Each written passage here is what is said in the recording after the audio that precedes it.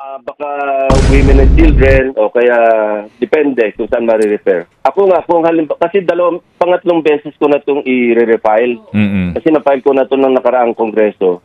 Kung hindi ito matitig up sa committee, ang plano ko, i-request ko na lang sa chairman ng committee na kung pwedeng i-subcommittee chairman na lang ako at ako na yung mag-defend, ako na yung mag-sponsor. Ginawa ko na rin yan doon sa National ID kasi yung National ID, matagal ko nang ina-advocate na-refer sa Committee on Justice, busy si Senator Dick Gordono sa Blue Ribbon. So sabi ko, Dick, baka naman pwedeng i-subcommittee ko na lang ito. Ayun, naipasa. Kaya po pwede naman yung ganon kung hindi maasikaso ng chairman. So ako gusto ko i-pursue ito kasi nga, nasabi ko na yung basihan sa saligang batas, family code, at saka yung sarili kong personal experience. Pero kung sakasakali ho ba na kayo'y minority, wala na ho kayo talagang chance na makahawak po ng komite, mag-chairman ng komite, particularly ng Committee on Finance? Ito yung realidad natin ngayon. Hindi ko alam kung updated itong ganitong datos. Ano? Ang ginagastos natin araw-araw, 16 na bilyong piso. Ang kiningitan natin araw-araw, 12 bilyong piso. So dapat umutang tayo araw-araw ng 4 na bilyong piso. Ito I think 2023 pa yata, ito 2024 na datos. Isipin mo, Ted, ilan na yung utang natin ngayon? Pagkadami-dami na. Kung magpapatuloy ito, niyamanggil yung ating national budget at hindi maaawat, hindi maampat yung pagwawaldas ng pera. Magandang araw po sa inyo lahat. Reaction Update PH nagbabalik. Napakaganda ko ng pag-uusapan natin ngayon, mga kabit. Ito na nga ang provision parents welfare, mga kabit. Matindi po ito. Kasi po, dito si Senator Pinto Pampilo Lacson nagsalita na ho patungkol sa budget o utang ng Pilipinas. Ngayon po kasi inilahad po ni Senator Pampilo Lacson na parang walang balak itong gobyerno ni Marcos Jr.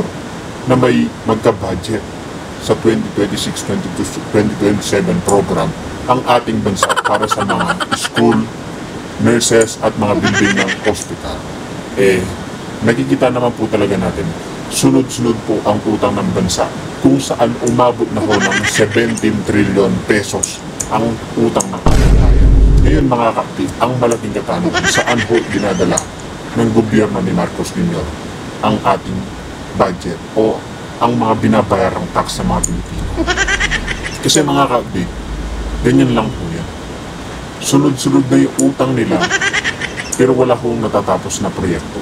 Wala po siyang napapatapos na project. Yung pangako niya, lalo na yung flood control dyan sa Manila, mga kabdi, pag umulan daw, iipunin yung tubig. Para pag sa tag-init magagamit. Ganyan po ba yung utak ni, tama po ba yung utak ni Marcos Jr., mga kabdi? Kaya mga kabdi, pagkinggan ho natin, ito magiging pahayag ni Senator Pampilo Lacson at ni Ted Pailon patungkol dito sa budget ngayong 2026-2027 program ng ating bayan, mga kapit. Atin po ngayong puntahan si Senador Pampilo Ping Lacson. Magandang umaga po, Senator. Good morning! Ed, DJ Chacha, magandang umaga. Opo, thank Sorry, last week hindi makatugon dahil na virus po. Isang linggo akong Opo. ubosipon. Hindi po naman virus. Hindi naman COVID, Senator. Hindi naman. Hindi na ako nagpa-test pero medyo okay na. Thank you. Praise God. Opo, salamat. Go, Chuck. Yes po. Senator Ping, good morning. Thank you for being on the show at masaya po kami na at least magaling na po kayo sa virus na tumama nga po sa inyo. Pag-usapan po natin ito. Ito, naging maingay din po ito sa social media. Kaliwat kanan po ang reaksyon at iba-iba ang reaksyon. Ito pong very timely bill na ang tawag nyo nga po ay Parents Welfare Act of 2025 kung saan yung pong pag-aabandona sa mga magulang ay kasama ng magiging criminal offense na po siya. Una muna, Senator Ping, ano po nagtulak sa inyo para po ihain itong bill na ito? Nauna yung personal, yung hugot. Mahal ko yung mga magulang ko. Hindi ko sila iniwan hanggang sa kamatayan. Tatandaan ko nga yung nanay ko, huling dalo ko sa ospital. Parang nakatingin sa akin, hindi makapagsalita, yung very frail. Parang nagpiplead na sa akin na let go. So nung pauwi na kami, kasama ko yung anak ko, saka yung misis ko, dadalaw naman ako sa aking ama na nag-stay na lang sa bahay kasi galing doon sa ospital. habang bumibili ng paborito niyang chocolate mousse, nagdasal ako kasi nag-flashback sa akin yung pananaw yung pagkatingin ko sa aking mahal na ina. Para bang nagmamakawas. Sabi ko sa God, kung talaga pong wala nang improvement yung kanyang kondisyon, hindi na siya makaka-recover, sige na po, payag na po ako. Kasi talagang lumalaban ako, ayoko silang maski magka-utang-utang, maski maubos ng savings, gagastusan ko sila sa ospital. Alam mo, nakakapangilabot nung gabi rin yun, DJ Chacha, i-passed on. Para bang dininig ng Diyos ang aking panalangin na, payag na po ako, payag na ako, mawala na siya, at nawala na nga siya. So yun ang aking personal na hugot. Hindi namin pinabaya magkakapatid yung aming mga magulang sa kanilang pagtanda. Yung legal naman na hugot, una-una sa ligang batas. Maliwanag doon sa Article 15, yung the family, na mutually mag-support sa isa't isa yung pamilya. Tapos lumabas yung family code, Article 195 ng family code. Sinasabi rin doon na yung elderly, alagaan natin. So, nagbunsod sa akin ngayon, sa loob ko, anyway, sa research namin, at least 30 states sa Estados Unidos, nagpapairalan ng ganitong batas. Iba-iba yung approaches, may penal clause, meron namang wala. Alaska, California, Connecticut, Delaware, and so forth and so on. So, nung pinal namin ito, pinag-aralan namin mabuti ng aking mga staff. Una, hindi naman nagadagad na pagka idabando na, hindi tinulungan, pinabayaan sa old age, yung mga magulang, automatic na iobliga ng korte na suportahan at kung hindi magsuporta, parusahan ng imprisonment. Hindi magko-qualify dito yung mga anak na inabuso, inabandona, at pinabayaan. Hindi papasok dito yung anak na walang financial capability na magsuporta. Hindi makikinabang dito yung mga magulang na nang abandona, nang abuso, at nagpabaya. Hindi rin makikinabang yung magulang na pwede naman magtrabaho. Ang makikinabang lang dito yung permanently incapacitated, sickly, yung edad hindi na pag-uusapan. Yung wala na talagang personal o physical na kapasidad para maghanap buhay, para kumain ng 3 beses maghapon. Yun lang ang mapapasok dito. At hindi agad-agad kasi kailangan mag-petition yung magulang na pinabayaan na hindi naman niya pinabayar all through the years, Hindi niya pinag-aral, lahat inalagaan. Magpe-petition sa korte. At yung korte i-determine kung qualified ba o hindi pasok sa mga exempting circumstances. At pag hindi pasok, mag-order yung korte, oy anak, suportahan mo yung mga magulang mo. At pag hindi tumalima yung anak, ng sunod-sunod 3 buwan na hindi nagsuporta ayon sa utos ng korte, saka pa lamang siya obligahin na magmulta ng 100,000 piso o kaya makulong ng 1 buwan hanggang 6 na buwan. So ganun naman ka-stringent yung mga requirements. Yung mga netizens, kasi alam mo, sandwich generation, ang unang tingin nila, hindi nila nababasa yung nilalaman ng batas.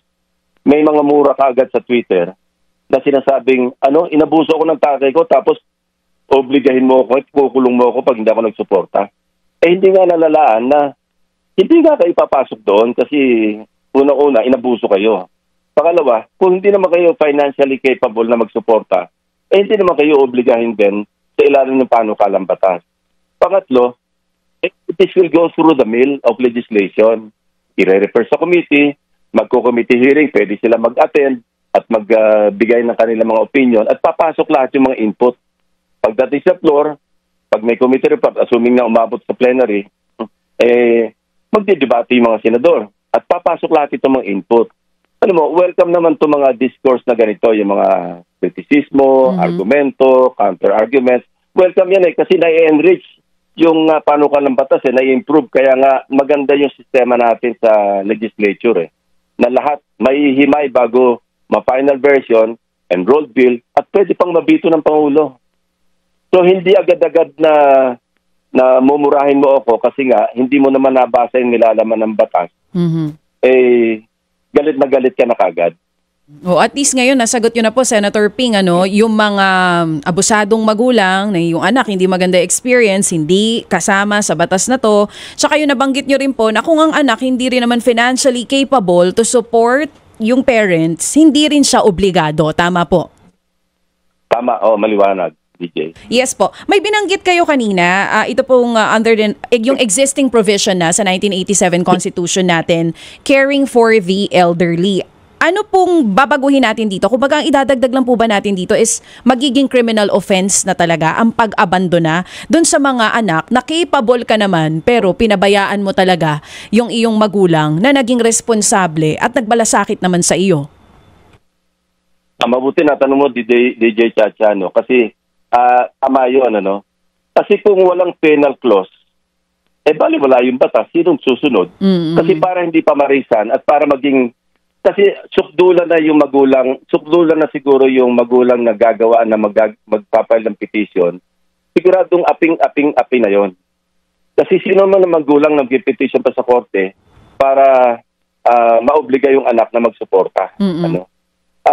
So, kung para naman nilagyan natin ng penal clause, para na sa ganon, magkaroon ng parang pag-aalala yung mga anak na qualified na magsuporta o hindi naman hindi naman talaga obligadong dapat magsuporta, magsusuporta. At yung magulang naman, magpipetition lamang kung talagang sobrang api na siguro. Siguro 1 in a million cases na may gagawa ng magulang na gano'n. Nilagyan lang natin ng penal clause para magkaroon ng ngipin yung batas at para hindi pa marisan yung mga suwail na anak na napaka-ingrato.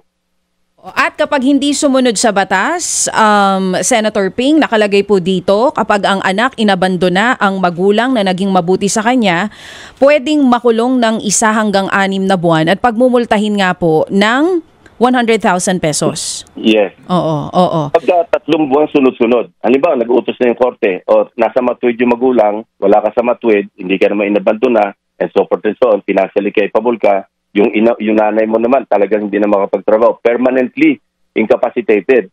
Mamamatay yun kasi walang tutulong na anak. Pero meron din provision dito na meron ding shared responsibility ang Estado. Kasi may provision dito na magtatayo ng old age home facilities sa bawat probinsya, sa bawat highly urbanized city na ang kapasidad kayang maglaman ng mga 50 mga magulang na naabandona. Hindi ito yung parang ipinasa na lang natin lahat-lahat sa mga anak yung responsibilidad. Kasi meron ding responsibility ang national government o yung local government. Maganda na bring up niyo po yan, Senator Ping, kasi I was reading comments. Isa din po yan sa Pinula na parang, yung responsibilidad na gobyerno to care for the elderly, parang pinasa na lang dun lahat sa mga anak. So, under this, sa inihain niyo pong batas, maglalagay tayo yearly ng pondo para po dito sa mga gustong itayo na old age homes doon sa mga probinsya and highly urbanized na sinasabi niyo pong lungsod? Oo, maglalagay ng pondo siyempre kasi kung walang funding, paano makakapag-maintain o paano makakapagtayo, ano? So, paano i-maintain pati yung sustenance noong mga inaalaga mga magulang doon. So, I assume, DJ Chacha, hindi aabot ng 50 magulang ang papasok dyan sa old age home na yan. Kasi hindi naman ganun karami ang napaka-salbahing anak eh. Opo. Senator Ping, meron ba kayo ditong mga case studies? Kasi ngayon, di ba meron tayong Home for the Aged, no? Meron po yan dito po, managed by DSWD, meron din po mga sa pribado. Basically po, yung mga nando doon, yung either yung mga nawala dahil po sa katandaan o malilimutin na, pero meron po naman din talagang inabandona ng pamilya.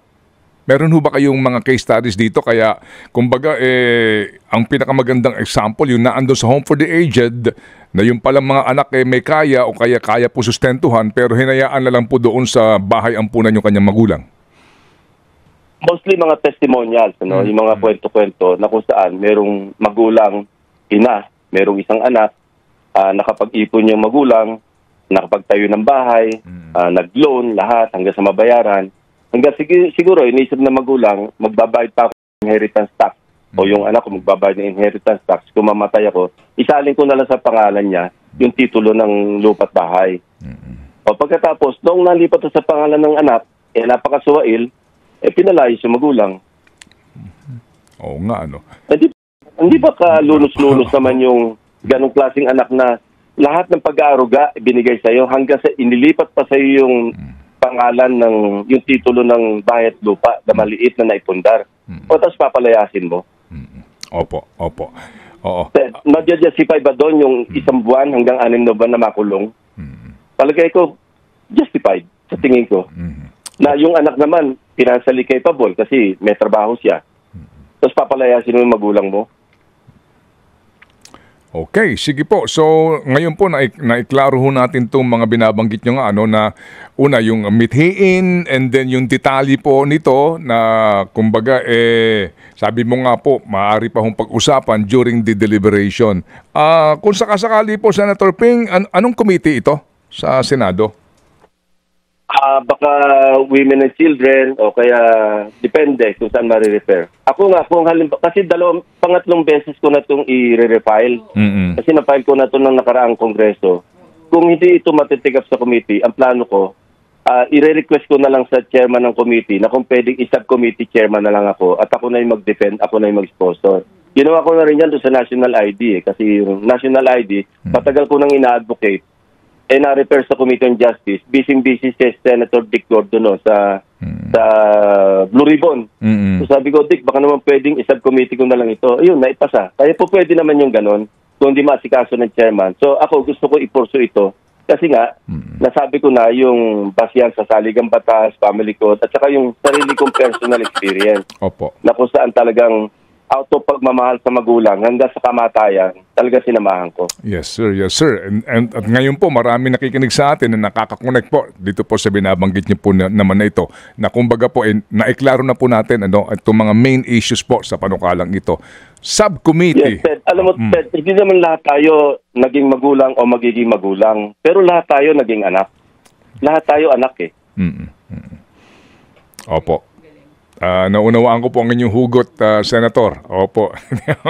Kapag pinag-uusapan na po natin yung pagbabalik din nung sakripisyo po ng ating mga magulang sa atin, definitely lalabas at lalabas nga po ang pagiging anak natin at pagiging responsableng anak po natin. Sige, Senator Ping, kung mamarapatin po ninyo, nabanggit niyo itong mga subcommittee, committee po in the Senate, mawalang galang lang po at tatanungin ko lang po ito.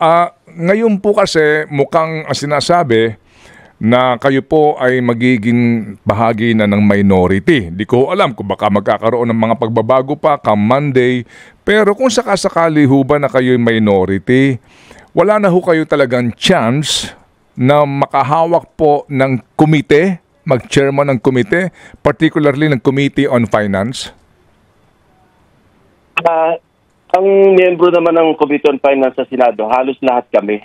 Actually, lahat kami Yan, Finance, Blue Ribbon, yan ang membership talaga, napakarami. So, maski hindi chairman, sigurado miyembro ako ng Committee on Finance. So, naandun ako. At maski hindi naman na miyembro, hindi lang pwede naman mag-attend sa committee hearing, hindi ka lang makakaboto sa mga motion, sa mga resolution, pero makapag-participate ka naman. At yun naman hindi ko naman talaga iiwanan yung aking tungkulin, lalo na sa pagbabantay ng national budget. Opo.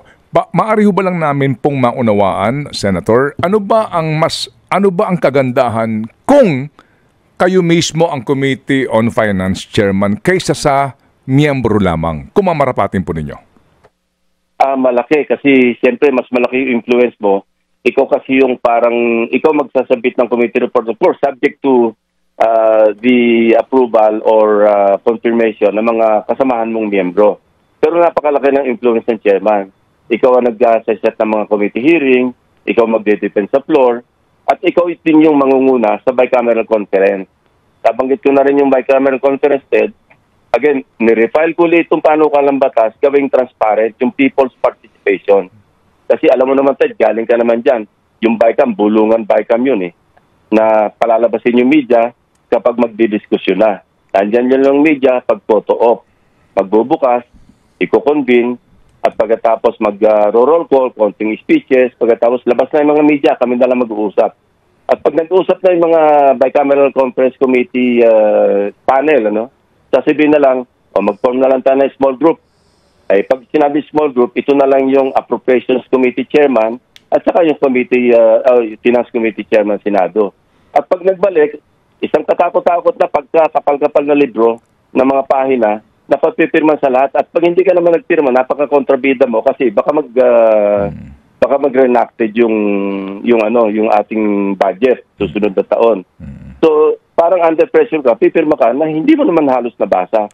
So, mas mag-iinam na yung bukas sa publiko, bukas sa media, may transcript. Kasi alam mo rin naman, Ted, walang transcript yung Opo, Kasi nga, bulungan bahay kami. Opo. So, para mapatino, kaya nung nabasa ko yung sinabi ni DBM Secretary, Pangandaman, sinabi niya na binilinan niya yung mga iba't ibang cabinet secretary, wag na kayong mag-apila, manghingi ng kung kani-kaninong congressman o senador.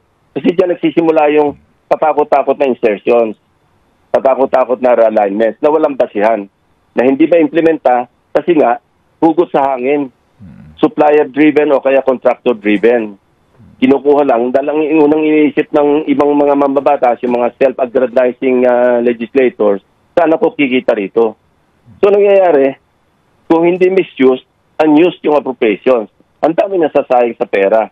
Alam mo, Ted, ito yung realidad natin ngayon. Hindi ko alam kung updated itong ganitong datos. Ito. Ang ginagastos natin araw-araw, 16 na bilyong piso. Ang kiningitan natin araw-araw, 12 bilyong piso. So dapat umutang tayo araw-araw ng 4 na bilyong piso.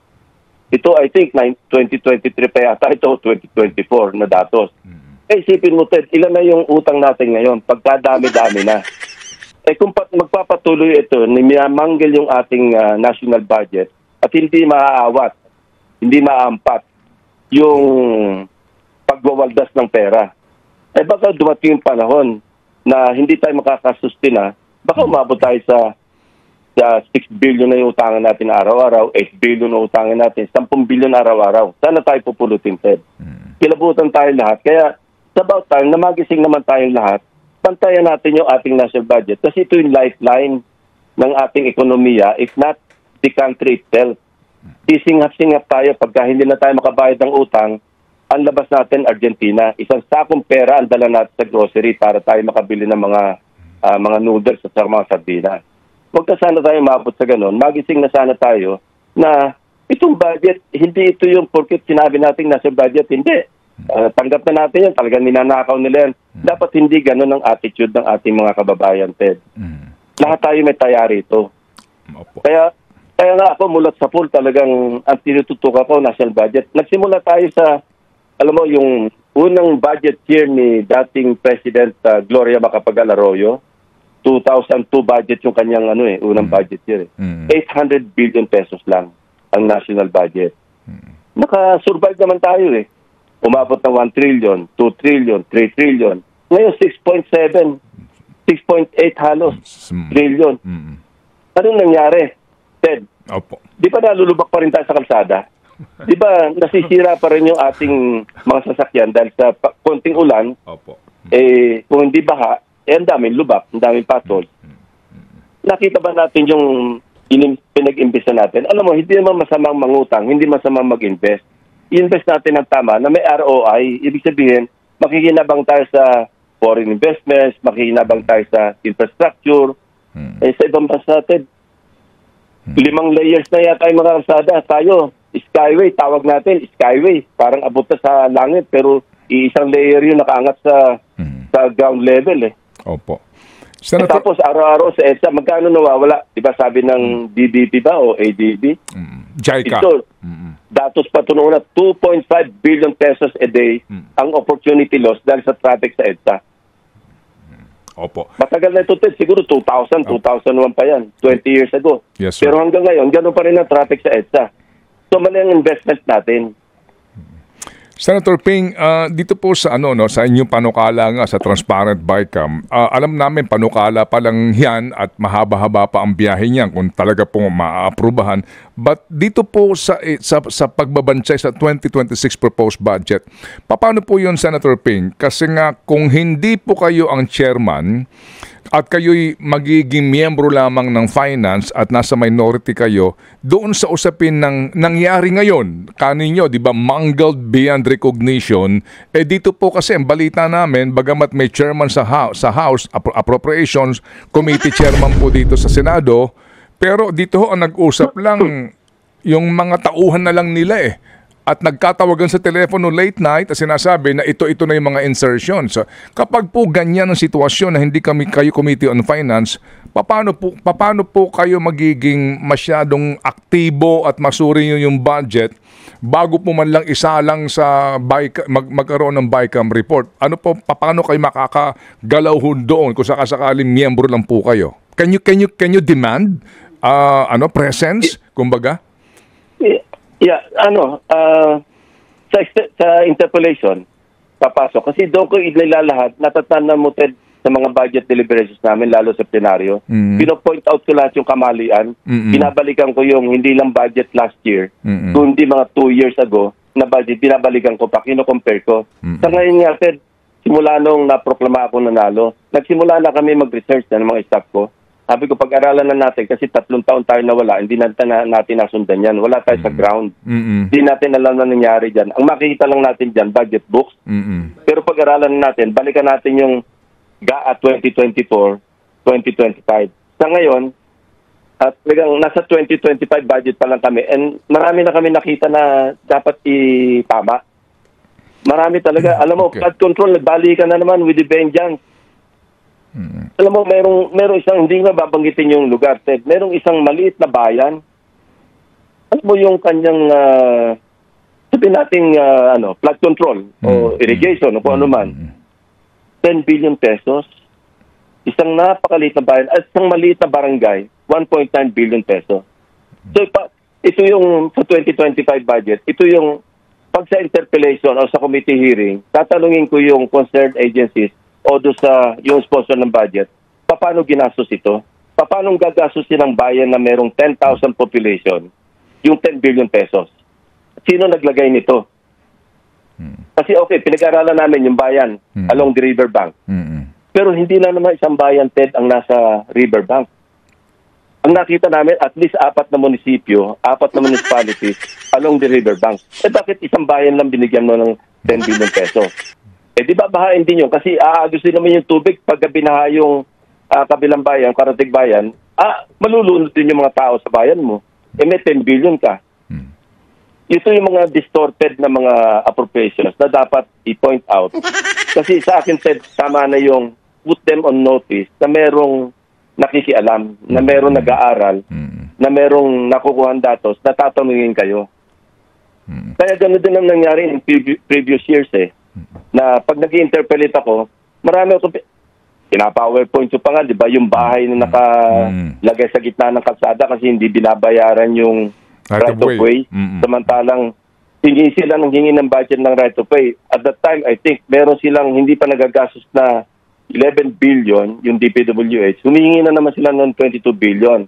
So sabi ko, meron pa kayo 11 billion, nangingi na naman kayo ng 22 billion. And yet, itong bahay na ng mag-asawang matantanda, pinapaikot-ikot nyo, ayaw yung bayaran yung right of way, kaya hindi tuloy passable yung kalsada kasi nakaharang yung bahay.